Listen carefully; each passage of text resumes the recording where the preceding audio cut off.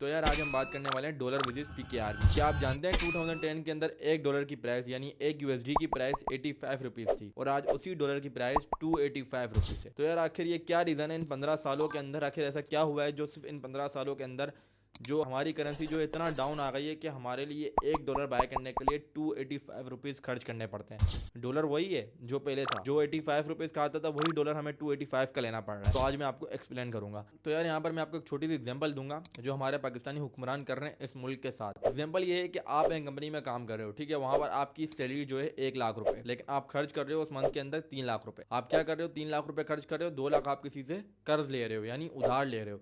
आप उधार तो ले रहे हो, अब एक दिन आप जिससे उधार ले रहे हो वो बंदा आपके गेट के पास खड़ा हो गया, भाई मुझे जो है मेरे पैसे वापस। तो उधार पाकिस्तान किससे ले रहा है, आईएमएफ से ले रहा है। तो ये चीज़ें जो है मैं आपको आगे एक्सप्लेन करता हूँ। सबसे पहले मैं आपको बता दूँ पाकिस्तान इसी तरीके से ही चल रहा है, ठीक है।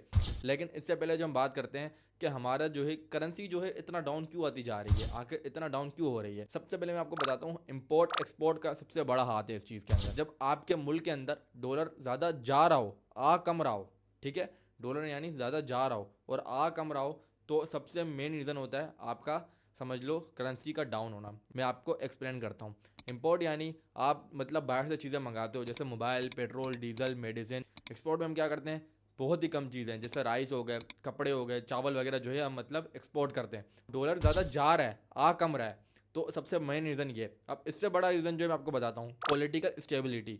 जिस मुल्क के अंदर पॉलिटिकल स्टेबिलिटी ना हो, यानी रोज़ हुक्मरान चेंज हो रहे हो, हर थोड़ी दिनों बाद, हर सालों बाद, मतलब थोड़े थोड़े टाइम के बाद हुक्मरान चेंज हो रहे हो, वहाँ पर भी मतलब नया हुक्मरान आएगा तो वो नए रूल निकालेगा, नए पॉलिसी लगाएगा, नए टैक्स लगाएगा। तो इस वजह से भी जो है हमारी करेंसी जो है डाउन आती जा रही है, डाउन आती जा रही है। अब मैं आपको जो है एग्जांपल देता हूँ, जैसे कि इंपोर्ट जब डॉलर ज़्यादा जा रहा है, आ कम रहा है, तो यहाँ पर वैल्यू किसकी बढ़ रही है, डॉलर की बढ़ रही है, पीकेआर की वैल्यू गिर रही है।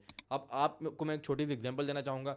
आपके पास हैं जैसे कि 100 लोग हैं, ठीक है, अब डॉलर जो है सिर्फ 20 है। अब शॉपकीपर क्या करेगा, शॉपकीपर भाई एक ही आवाज़ देगा, जो मुझे ज़्यादा पैसे देगा मैं उसको ही ये 20 डॉलर दूंगा। अब 100 लोग में से उसको जो ज़्यादा पैसे देगा, जब डॉलर की वैल्यू है ना, पीकेआर की वैल्यू नहीं है, डॉलर की वैल्यू, इसलिए जो है हर जो बंदा जो है, जितने भी बड़े बड़े इन्वेस्टर्स हैं वो पीकेआर को कन्वर्ट कर रहे हैं डॉलर्स के अंदर, क्योंकि उनको पता है भाई पीकेआर का कोई भरोसा नहीं है।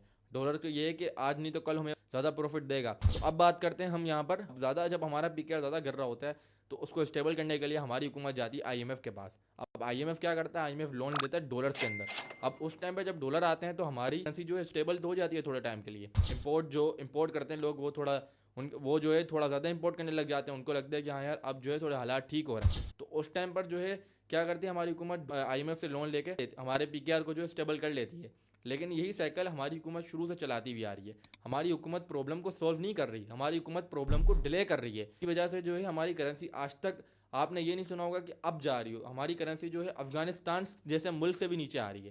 जिसका सबसे बड़ा मेन रीज़न यही है कि हमारी हुकूमत प्रॉब्लम को सॉल्व करने के बजाय उसको डिले कर रही है, यही साइकिल चला रही है। हमारी करेंसी डाउन जा रही होती है, स्टेबल करने के लिए आईएमएफ से कर्जा ले लेगी, और दोबारा जो है जब डॉलर ख़त्म हो जाएंगे दोबारा आईएमएफ से कर्जा ले लेगी। तो हमारी हुकूमत यही करती जा रही है। तो यार आप बात करते हैं कि हम डॉलर को 150 या 180 या 200 पर देख सकते हैं। जी हाँ, बिल्कुल देख सकते हो भाई आप। उसके लिए हुकूमत को सिर्फ और सिर्फ ये करना होगा, एक्सपोर्ट को आपको डबल करना होगा, इलेक्ट्रिसिटी को आपको सस्ता करना होगा, आपके टैक्स सिस्टम को आपको ठीक करना होगा, पॉलिटिकल स्टेबिलिटी सबसे मेन चीज़ यहाँ पर अहम किरदार रखती है, उसको आपको ठीक करना होगा। जब एक ही पॉलिटिकल पार्टी रहेगी और वो एक ही रूल्स, एक ही टैक्स सिस्टम के साथ काम करेगी पूरे मुल्क के अंदर, तो हो सकता है कि हम डॉलर को जो है दोबारा 200 180 के पास पास देख सकते हैं। क्या आप ये जानते हैं कि जब पाकिस्तान आज़ाद हुआ था 1947 के अंदर, तब एक डॉलर की प्राइस थी सिर्फ और सिर्फ 3 रुपये। डॉलर वही था जो 3 रुपीज़ का था, आज वही डॉलर जो है 285 का है। तो यहाँ पर जो है मैं कुछ भी नहीं बोल सकता, आप लोग खुद कमेंट्स में बताओ कि आपकी क्या राय है।